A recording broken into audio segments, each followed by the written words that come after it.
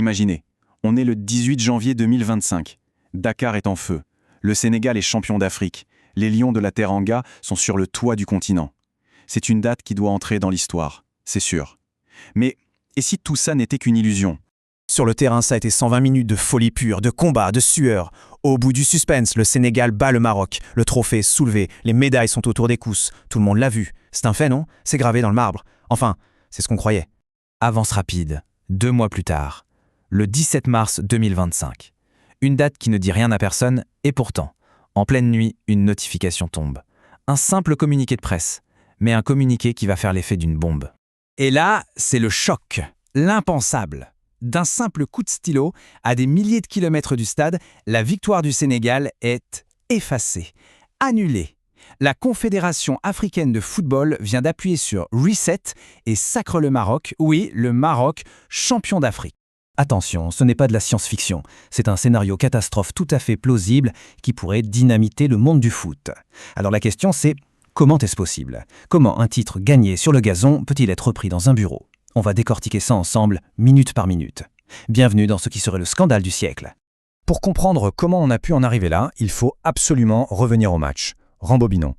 Parce que cette finale Maroc-Sénégal, ce n'était pas juste un match. C'était une poudrière, une bataille électrique, un concentré de drame à l'état pur. On est à la 90e minute, 0-0. L'arbitre siffle, pénalty pour le Maroc. Côté sénégalais, c'est la fureur. Les joueurs sont hors d'eux, ils crient à l'injustice et ils quittent le terrain. Le chaos. 20 minutes de flottement total. Finalement, ils reviennent. Brahim Diaz face à Edouard Mendy. Il tire et Mendy l'arrête. Incroyable, le stade explose. Et puis à la 118e, le coup de grâce. Contre-attaque éclair, Pape Gueye, but 1-0. Le Sénégal est champion. C'est la folie. Le coup de sifflet final retentit. Le score est validé par la CAF. Le Sénégal célèbre. Le Maroc est en larmes. L'histoire semble écrite, terminée. Mais en coulisses, loin des caméras, un autre match a déjà commencé. Un match juridique. Ok, maintenant, on quitte la ferveur du stade pour les couloirs froids et silencieux de l'administration. C'est là, loin des regards, 2 mois après la fête, que le sort de cette finale va être rejoué. Et le voilà, le fameux communiqué. Le jury d'appel de la CAF a rendu son verdict. Les mots sont glacial.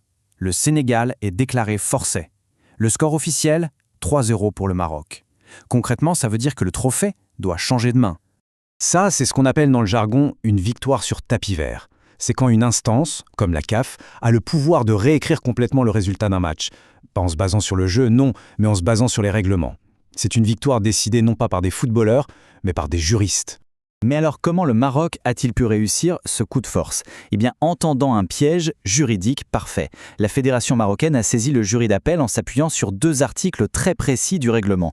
D'abord l'article 82 qui sanctionne une équipe qui quitte le terrain et surtout l'article 84 qui transforme cette sanction en une défaite sur le score de 3-0. C'était imparable, un coup de maître sur le plan juridique. L'annonce de cette décision provoque un véritable séisme sur le continent. Et là, c'est le grand écart. D'un côté, la joie la plus totale, de l'autre, la sidération. 2 peuples, 2 émotions radicalement opposées pour un seul et même match. Côté sénégalais, c'est l'incompréhension, la colère. Les joueurs parlent d'une victoire par email, d'un titre qui leur a été volé. Le défenseur Moussa Niakhaté résume parfaitement le sentiment général avec ces mots. On nous retire le titre après 2 mois, c'est dur à avaler. Pendant ce temps-là, au Maroc, c'est l'exact opposé. C'est l'explosion de joie dans les rues de Casablanca, de Rabat. Pour les supporters et le sélectionneur marocain, ce n'est pas un hold-up, non. C'est simplement la justice qui a été rendue. Parce que le règlement, c'est le règlement. Et le reste du monde du foot, il en pense quoi? Un sondage réalisé auprès de plus de 52 000 personnes, ce n'est pas rien, donne une réponse très claire. Pour une majorité écrasante, 68%, c'est un scandale absolu. 19% vont même jusqu'à parler du trophée de la honte. Et ceux qui trouvent ça logique, ils sont seulement 4%. L'opinion publique, elle, a choisi son camp. Mais au-delà de la colère ou de la joie, cette affaire, elle ouvre une véritable boîte de Pandore. Elle lance un débat beaucoup plus profond, un débat qui déchire le foot africain et qui pose une question essentielle, qu'est-ce qui compte le plus dans ce sport? Et c'est là qu'on touche au cœur du problème. D'un côté, il y a la justice sportive, l'idée que la seule vérité, c'est celle du terrain. La victoire a été gagnée là, en 120 minutes de combat. Et de l'autre, il y a le règlement administratif, froid, strict. La loi est dure, mais c'est la loi. Le terrain contre le papier, le mérite contre la procédure. Ce sont 2 visions du football qui s'affrontent violemment. Au final, la vraie question que pose ce scénario, c'est celle-ci. Où s'arrête le sport et où commence la politique des instances? Est-ce que la vérité du terrain, l'émotion d'une victoire, peut vraiment être balayée par la froideur d'un article de règlement? Le débat est ouvert.